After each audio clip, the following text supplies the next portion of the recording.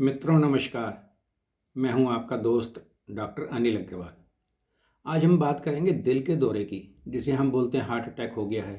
तो अगर किसी व्यक्ति को हार्ट अटैक होता है तो उस वक्त उसको किस तरह की कंडीशन होती है, आज मैं उसके बारे में थोड़ी चर्चा करूंगा, जिससे आपको पता लग सकेगा कि अगर किसी व्यक्ति को इस तरह की कंडीशन आ रही है तो आप समझ सकते हैं कि इसको दिल का दौरा पड़ा है या इसको हार्ट अटैक आया है। तो आप फ़ौरन उसके लिए जो है ज़रूरी जो बंदोबस्त है कि डॉक्टर के पास जल्दी से जल्दी पहुंच पाएंगे और उसकी जान बचा पाएंगे।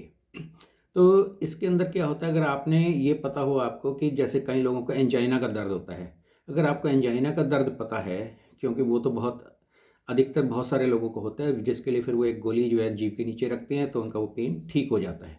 तो इसके अंदर भी बिल्कुल उसी तरह की सिचुएशन होती है, उसी तरह का डिस्ट्रीब्यूशन होता है। मतलब जो यहाँ पे दिल में पेन हो रहा है वो या तो उसके लेफ़्ट बाजू के अंदर जा रहा होगा, या उसके लेफ़्ट कंधे के अंदर जा रहा होगा, या पेट के अंदर उसे कोई दिक्कत लग रही होगी, या फिर उसके जबड़े के अंदर भी दर्द जा सकता है, जो कि काफ़ी कम होता है, या गर्दन की तरफ को दर्द जा सकता है।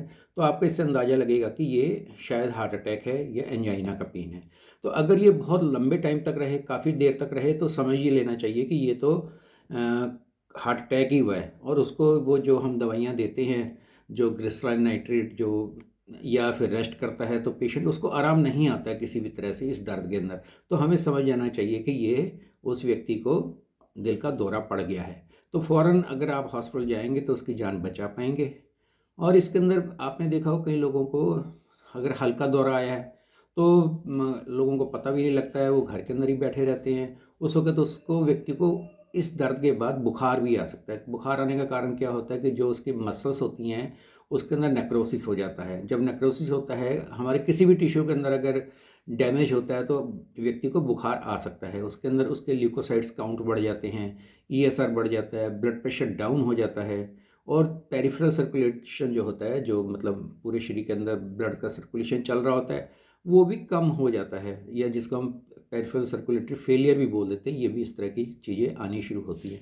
तो इससे भी हमें समझना चाहिए कि ये व्यक्ति को दिल का दौरा ही पड़ा है। और उसके अंदर एक और भी काम हो सकता है कि जिस तरह से पेरिकार्डियल रब, जिस तरह के मान लो कागज़ को हम ऐसे रब रब करते हैं, दो कागज़ों को, तो जो आवाज़ आती है उसी तरह की आवाज़ इसके यहाँ पर भी ऐसे महसूस होती है उसको। तो ये भी समझना चाहिए कि इसका मतलब कि उसका जो दिल का दौरा था वो बढ़ के उसकी जो हृदय की झिल्ली है उसके ऊपर भी आ गया है।